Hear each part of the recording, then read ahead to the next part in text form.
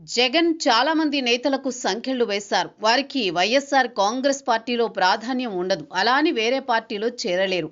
అంతలా లాక్ చేశారు. అది ఎలా అంటే ప్రత్యర్థులను తిట్టించడం ద్వారా. కూటమి పార్టీల్లో నిరభ్యంతరంగా చేరారు ప్రత్యర్థుల్ని తిట్టనివారు. అయితే ఇలా తిట్టించిన నేతల విషయంలో జగన్ చాలా జాగ్రత్తగా ఉన్నారు. తాను తిట్టమంటే తిట్టారు, రేపు తనను తిట్టమంటే ఎందుకు తిట్టరు అన్నట్టు ఆయన ఆలోచించారు. అందుకే కొంచెం కాదు బాగా తిట్టండి అంటూ అప్పట్లో ప్రోత్సహించారు. అలా తిట్టిన వారికి ఇప్పుడు రాజకీయ అవకాశాలే లేకుండా పోయాయి. ఒక జోగి రమేష్ టీడీపీలో చేరాలనుకున్నారు, కానీ చేరలేకపోయారు. తమ్మినేని సీతారాం జనసేనలోకి వెళ్లాలని చూశారు, కానీ వెళ్ళలేకపోయారు. ఇలా చెప్పుకుంటూ పోతే చాలా మంది సీనియర్ వైసీపీ నేతలు ఉండలేక బయటకు వెళ్లలేక సతమతమవుతున్నారు. కనీసం స్థానిక సంస్థల్లో పదవులు చేపట్టిన వారికి సైతం వైసీపీ పార్టీ ఇన్ఛార్జీలుగా అవకాశం ఇస్తున్నారు జగన్. అది కూడా పార్టీలో సీనియర్ నేతలుగా ఉంటూ తనకు అండగా నిలిచి ప్రత్యర్థులపై తిట్ల దండకం అందుకున్న వారిపైనే కొత్త వారిని తెస్తున్నారు. వైసీపీలో ఉండి స్పీకర్ గా ఉన్న తమ్మినేని విషయంలో అదే జరిగింది. 2024 ఎన్నికల ఫలితాల తర్వాత తమ్మినేనిని తప్పించి ద్వితీయ శ్రేణి నాయకుడిగా ఉన్న చింతాడ రవికుమార్ కు బాధ్యతలు కట్టబెట్టారు.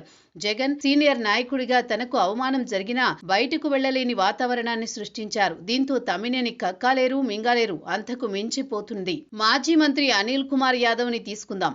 ఆయనకు పాపం నెల్లూరులోనే ఉండాలనుంది. 2024 ఎన్నికల్లో జగనన్న చెప్పారని నరసరావుపేట వచ్చిన ఎన్నికల ప్రచారంలో చెప్పుకున్నారు. పల్నాడులో సైతం తనదే విజయమంటూ తనకు అలవాటైన మాటలతో పాటు తిట్లను అందుకున్నారు. అయితే అక్కడ ఓడిపోయారు. మళ్లీ నెల్లూరుకు తనకు కావాలని కోరారు.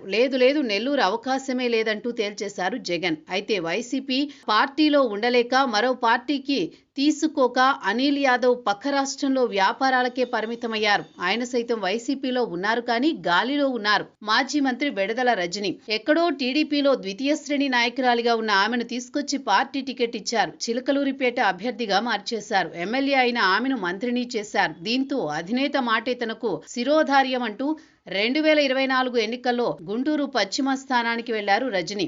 అక్కడ ఓడిపోయేసరికి తిరిగి చిలకలూరిపేటకే వచ్చారు. ఇక తన పని తాను చేసుకునే క్రమంలో ఇప్పుడు రేపల్లె వెళ్లమంటున్నారు. దీంతో ఆమెకి ఏం చేయాలో తెలియడం లేదు. అలా అని వేరే పార్టీలో చేరలేరు. ఎందుకంటే వేరే పార్టీలను ఇష్టం వచ్చినట్టు మాట్లాడారు.